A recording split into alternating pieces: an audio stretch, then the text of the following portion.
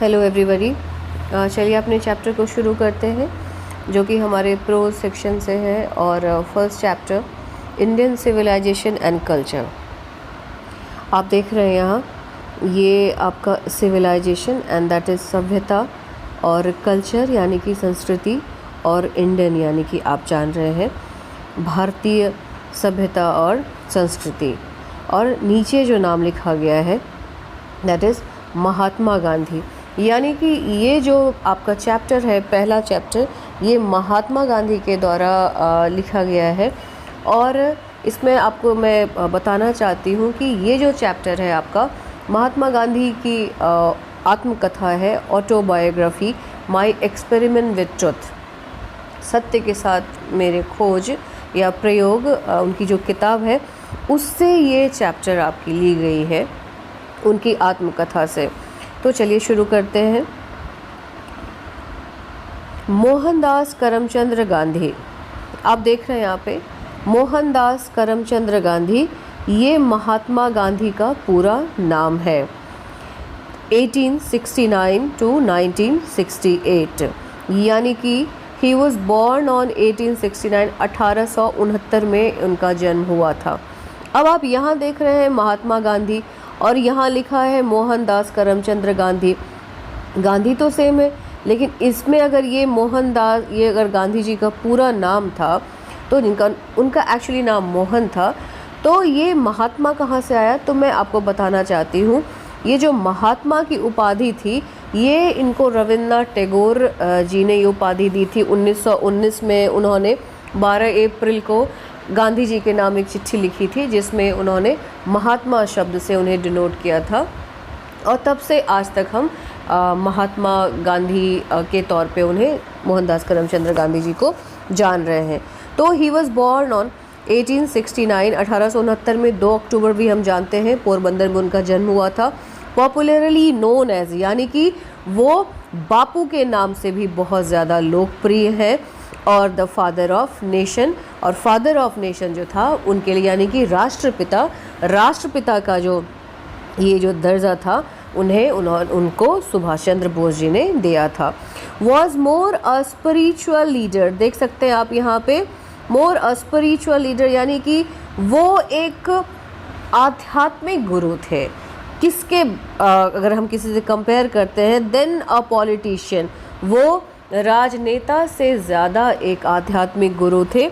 और आध्यात्मिक गुरु वो जो कि अपने आचरण, व्यवहार, कर्म, प्रार्थना पर ज़्यादा विश्वास करें, ना कि वो अगर आप खूब फूल पत्ती चढ़ाएंगे लेकिन अगर आप कर्म नहीं करेंगे तो ईश्वर आपका बिल्कुल नहीं सुनते हैं। तो आप परिश्रम में, कहते हैं ना, वर्क इज़ वर्कशिप, यानी कि कर्म ही हमारी पूजा है, हम उसमें विश्वास करते हैं। तो उन्हें हम महात्मा गांधी को एक राजनेता से ज़्यादा एक स्पिरिचुअल, एक आध्यात्मिक गुरु के रूप में जानते हैं, वो लोकप्रिय है।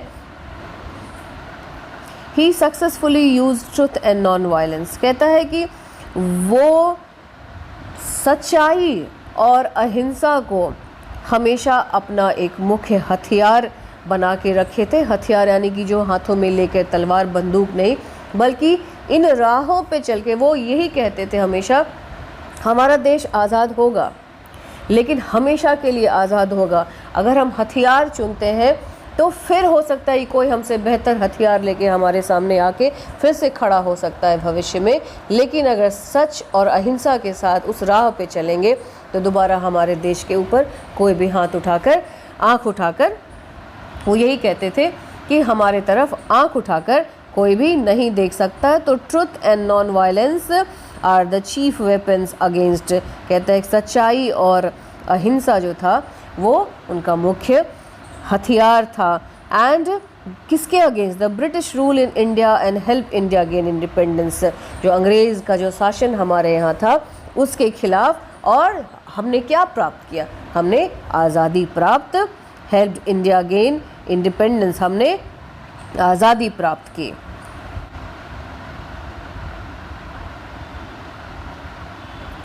From 1915 till 1948 he completely dominated Indian politics, यानी कि 1915 से 1948 तक वो भारतीय राजनीति पर पूरी तरह completely dominated, छाए रहे, राज रहा उनका। He died at the hands of a fanatic on 30th January 1948, यानी कि he died, उनकी मृत्यु नहीं हुई, he was killed, he was assassinated, उनकी हत्या हुई। किनके हाथों? ए फैनेटिक, यानी कि एक ऐसा व्यक्ति जो कि किसी एक खास विचारधारा, जिसको कट्टरता कहते हैं हम, एक कट्टर व्यक्ति के हाथों गांधी जी की हत्या हुई। ही डाइड कब? ऑन 30 जनवरी 1948, 30 जनवरी 1948 को। हिज ऑटोबायोग्राफी, ये देखिए आप यहाँ पे, autobiography my experiment with truth. मैंने जब चैप्टर ये शुरू किया था तभी बताया था कि ये जो आपका चैप्टर है ये उनके आत्मकथा से ली गई है।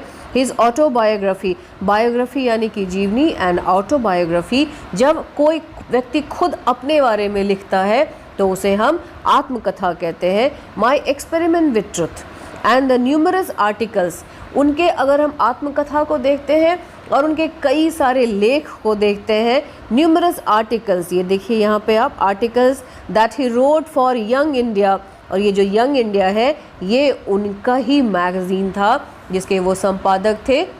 वो हमेशा छपता था और उनमें वो कई सारे भाषण उनमें छपते थे, जो भाषण वो पूरे देश में घूम घूम कर दिया करते थे, क्योंकि हर जगह से उन्हें बुलाया जाता था।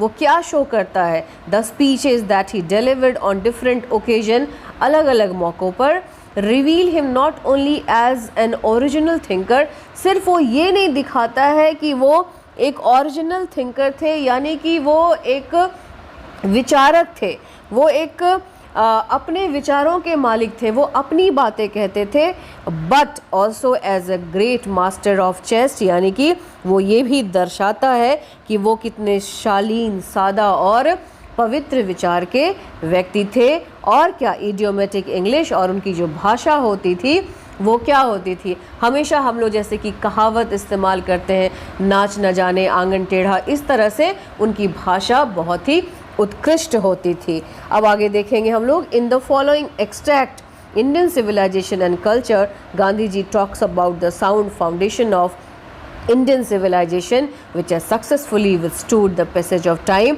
और इस चैप्टर में इंडियन सिविलाइजेशन एंड कल्चर में गांधी जी किस बारे में बात करते हैं? अबाउट द साउंड फाउंडेशन, यानी कि जो भारत के सभ्यता की जो साउंड फाउंडेशन, नींव है जिस पे ये टिकी हुई है, which has successfully withstood the passage of time, जो कि इतने वक्त के थपेड़ों के बाद भी अपने जगह पे वो बिल्कुल अड़ा हुआ है, नींव वहीं के जमी हुई है।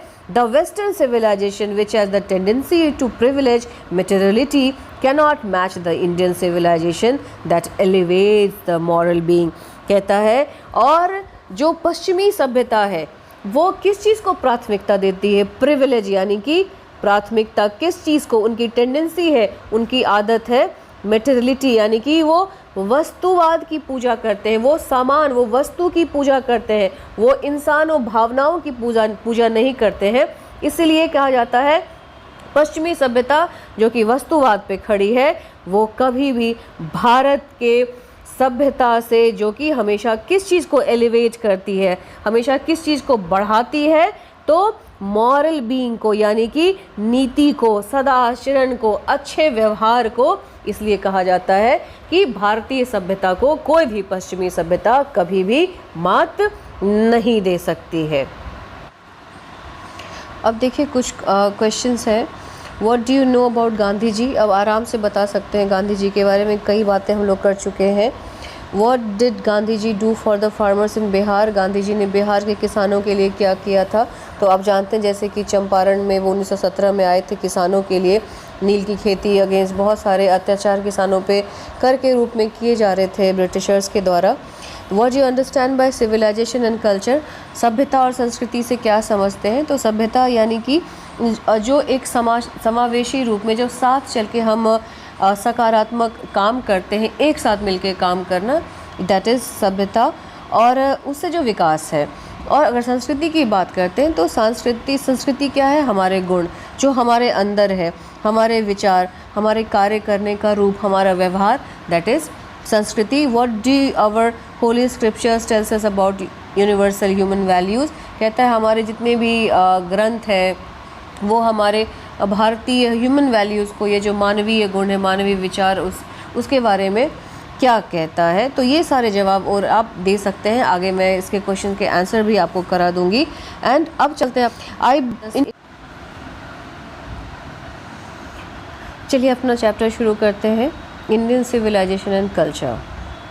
आई believe that the civilisation India has evolved not to be beaten in the world.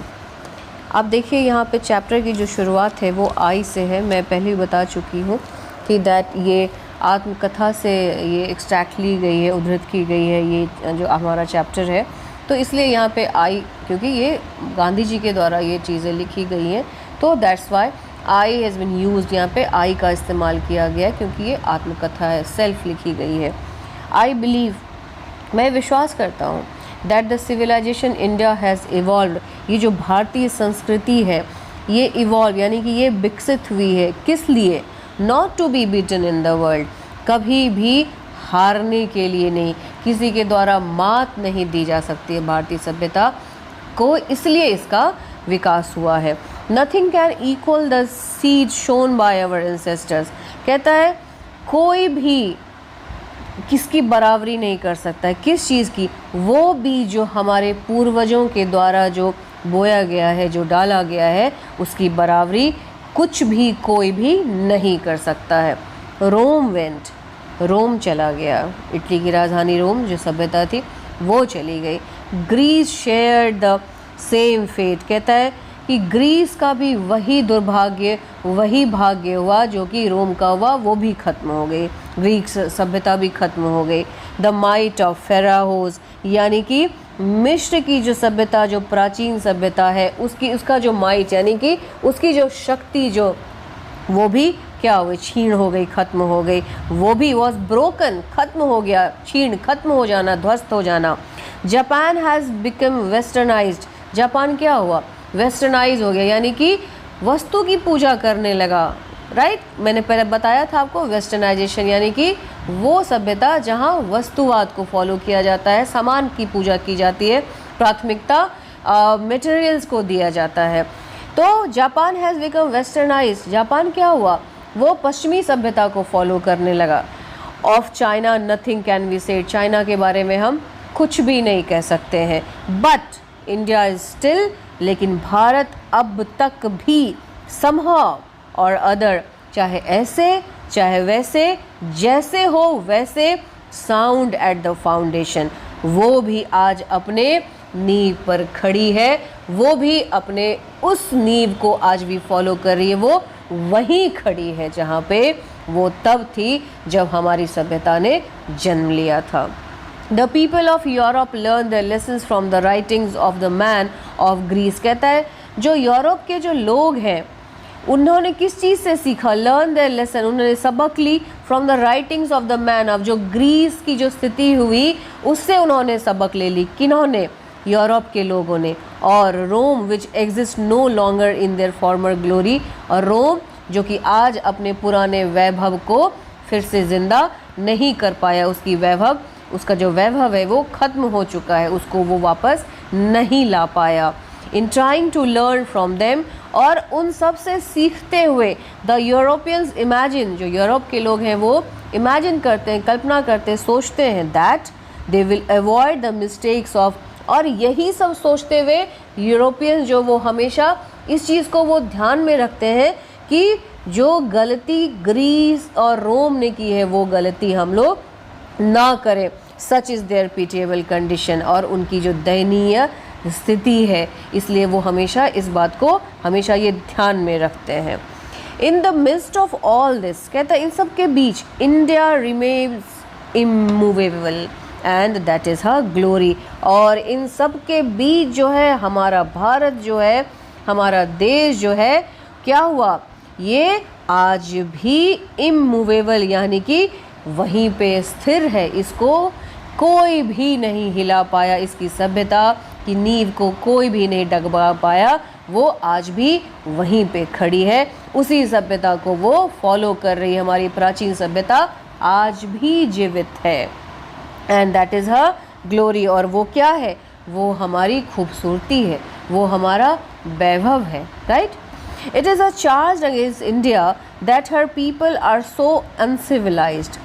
ये आप भी जानते हैं कि हमेशा हमारे ऊपर ये आरोप प्रत्यारोप चलता रहता है, ये हमारे ऊपर एक चार्ज है, एक आरोप है, क्या, that her people are so uncivilised, यानी कि हमारे जो लोग हैं, ये हम नहीं कहते, ये हमारे लिए कहा जाता है हमेशा, बाहर की पश्चिमी सभ्यता वाले लोग कहते हैं कि वी आर अनसिविलाइज्ड, हम लोग क्या हैं, असभ्य हैं, हम लोग गंवार हैं, इग्नोरेंट, राइट, हम क्या हैं, अनजान हैं, हम किसी चीज़ के बारे में, यानी कि जो ये तरक्की हो रही है, जो दुनिया कहीं से कहीं बढ़ रहा है, वो हम उससे अनभिज्ञ हैं, हमें पता ही नहीं है कि विकास क्या है। एंड स्टॉलिड मतलब कि हम बिल्कुल मंद बुद्धि के जैसे, हम चुपचाप सुस्त एक कोने में एक गंवार के जैसे पड़े हुए, ये हमारे ऊपर इल्ज़ाम लगता रहता है हमेशा, that it is not possible to induce them to adopt any changes. और ये भी कहा जाता है कि हम किसी भी तरह के बदलाव को अडॉप्ट करने के लिए, यानी कि अपनाने के लिए तैयार ही नहीं है, हम अपने अंदर कोई भी बदलाव नहीं ला सकते हैं, हमें गंवार रहना पसंद है। ये चार्जेस हमारे अगेंस्ट हैं कि संभव ही नहीं है कि कुछ भी हमें बदल सकता है, हमारे इस असभ्यपन को कोई भी बदल सकता है। This is the charges against us, it is a charge really against our merits. लेकिन ये जो आरोप है, ये हमारे मेरिट यानी कि हमारे योग्यता, हमारे क्षमता के ऊपर ये आरोप है, ये सवाल हमारी योग्यता के ऊपर है, राइट। क्योंकि हम जानते हैं जिस सभ्यता पे हमारा देश खड़ा है, जिस नींव पे हमारा देश खड़ा है, वो बिल्कुल सही है। वो कभी भी अगर गलत होता वो, तो इसका भी अंजाम वही होता जो बाकी देशों का, बाकी सभ्यताओं का हुआ, वो नष्ट हो गए, वो समूल नष्ट हो गए, राइट।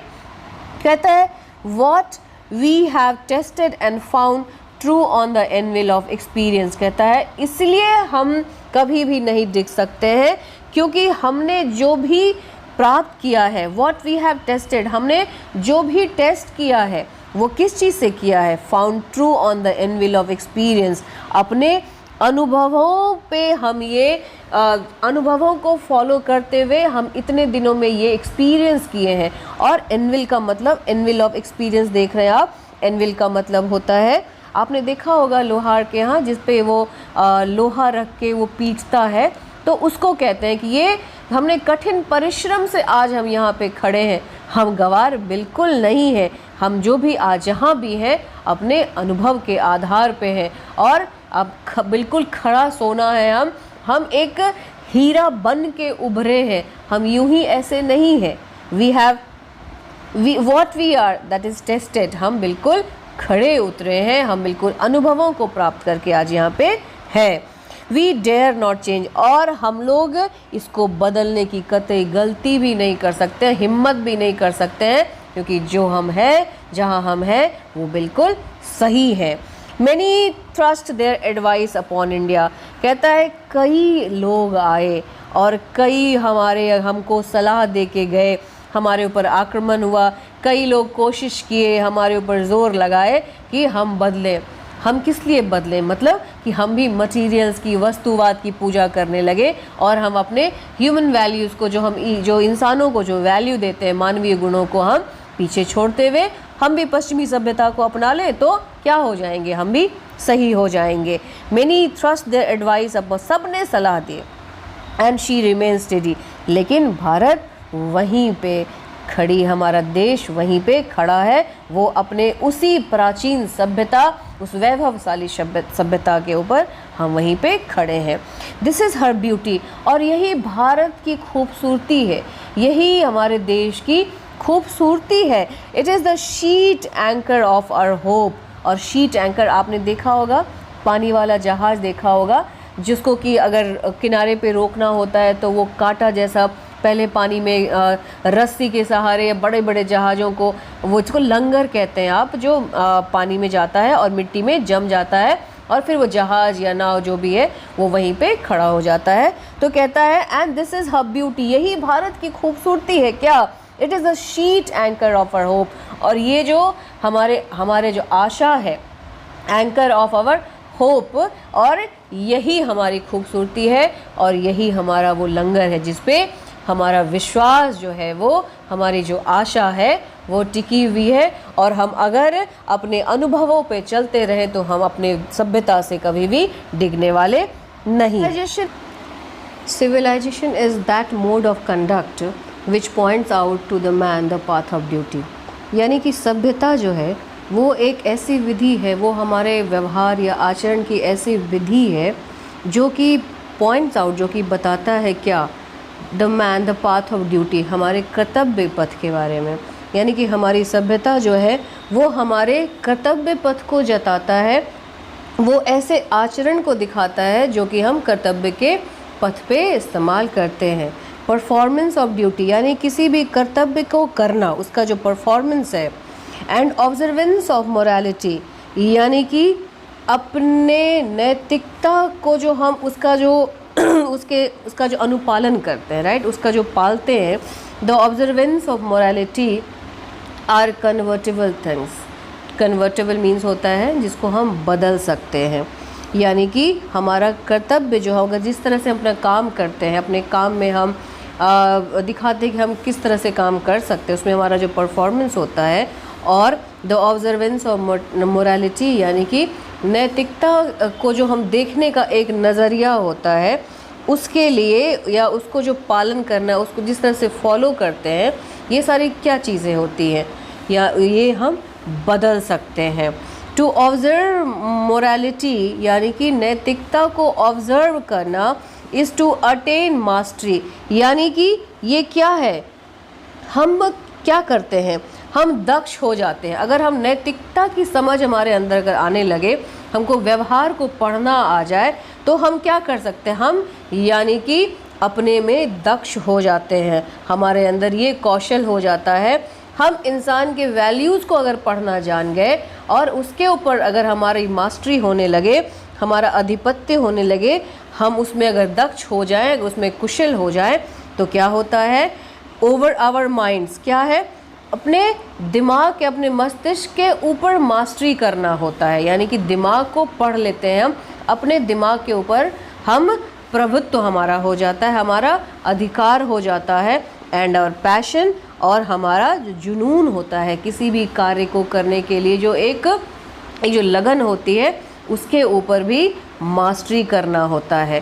सो डूइंग यानी कि इस तरह करना, वी नो आवरसेल्फ, और इस तरह करके हम खुद को जान सकते हैं। और इसी तरह से अपने अनुभवों के द्वारा ही आज जो भारत है वो जहाँ पे है वो उस जगह हमेशा से रहा है, और वो आज भी उसी अपने प्राचीन सभ्यताओं को लेकर आज भी हमारा देश वहीं पर खड़ा है। The Gujarati equivalent for civilisation means, कहता है गुजराती जो है वो सभ्यता को क्या कहते हैं, गुड कंडक्ट यानी कि अच्छा आचरण, right. If this definition be correct, और अगर ये जो डेफिनेशन है जो कि आचरण को बताता है, अगर ये दिस डेफिनेशन बी करेक्ट अगर है, then India as so many writers have shown, अगर यही गुड कंडक्ट अगर सही है, तो वो भारत जिसको कई लोगों ने, कई लेखकों ने दिखाना चाहा है, has nothing to learn from anybody else. यानी कि भारत को किसी से भी कुछ सीखने की ज़रूरत नहीं है, क्योंकि हम जो अपने नैतिकता के द्वारा, अपने अच्छे आचरण के द्वारा, अपने अनुभवों के द्वारा जो हमने अपने बुद्धि पर जो एक सत्ता कायम किया है, अपने सोच पर एक जो आधिपत्य जमाया है, अगर ये भारत है तो भारत को किसी भी और तरीके से किसी और लेखकों के तरफ जाने की ज़रूरत हमें नहीं है। And this is as it should be, और वो ऐसा ही रहे जैसा भारत को होना चाहिए। We notice that the mind is a restless bird, कहता है कि हमने इस चीज़ को नोटिस किया है, हमने इस चीज़ को गौर किया है, जो दिमाग है वो क्या है, एक रेस्टलेस बर्ड है। यानी कि ऐसी चिड़िया जो कि आराम नहीं करती है, यानी कि हमेशा क्या है, वो विचरण करते रहता है, वो घूमते रहता है। The more it gets the more it wants, यानी कि हम जितना पाते हैं हमारी इच्छा जो है वो उतनी ही बढ़ती जाती है। एंड स्टिल रिमेन्स अनसेटिस्फाइड, तभी भी क्या होता है, हमें संतोष नहीं होता है, हम सेटिस्फैक्शन नहीं होता, हम सेटिस्फाइड नहीं होते हैं। हमें जितना मिलता जाता है उतना ही हमारी चाहत क्या है, वो बढ़ती चली जाती है और हम कभी भी उसको ये नहीं बोलते हैं कि बस, सेटिस्फैक्शन नहीं होता, संतोष हमें प्राप्त नहीं होता। The more we indulge in our passion, कहता है हम जितना अपने पैशन में, अपने जुनून में, किसी भी चीज़ को प्राप्त करने में जितना अधिक डूबते हैं, इंडल्ज होते हैं, उसमें जितना अधिक इंडल्ज होना, किसी में शामिल होना, द मोर अनब्रिल्ड दे बिकम, कहता है वो उतना ही क्या होता है, निरंकुश होता जाता है। कहता है हम जितनी ऊंचाई पर पहुंचते चले जाते हैं अपने जुनून को पाने के लिए, अगर अपने पागलपन के हद को पार करते हैं तो उतना ही क्या होता है, हमारा मन जो है वो क्या है, रेस्टलेस, अशांत होता जाता है, निरंकुश होता जाता है, हम रुकने का नाम लेते ही नहीं है। दे बिकम आवर एंसेस्टर्स, हमारे जो पूर्वज हैं, therefore set a limit to our indulgence, और इसीलिए उन्होंने क्या किया है, हमारे इंडल्जेंस को हम अगर किसी चीज़ में, हमारी भूमिका जो है किसी भी कार्य में, उसको क्या किया है, उसको लिमिट में बांधा है, उन्होंने एक बैरियर लगाया है उस चीज़ में कि नहीं, बस ये तुम्हारी रेखा है, इसके आगे नहीं जाना है, उसको लिमिटेड किया है। They saw that happiness was largely a mental condition, क्योंकि उन्होंने ये देखा है खुशी क्या है, वो हमारे सोच में है, वो हम अपने मेंटल कंडीशन, अगर आप दिमाग शांत है, अगर आप अंदर से खुश हैं, क्या होता है, हम एक रोटी में भी खुश हो जाते हैं। और लेकिन अगर अपनी चाहत को बढ़ाते जाएंगे तो फिर दुनिया की सारी चीज़ें हमें मिल जाए, हमें संतोष कभी नहीं होता है। इसलिए हमारे पूर्वजों ने क्या किया है, हमारी चाहतों पर रोक लगाई है, उसकी एक सीमा, उसकी एक हद तय कर दी है, क्योंकि उन्होंने ये देखा अपने अनुभवों से कि खुशी जो है वो हमारा मेंटल कंडीशन है, हम दिमागी तौर पे खुशी होते हैं, वस्तु कभी भी हमें खुशियाँ नहीं देती।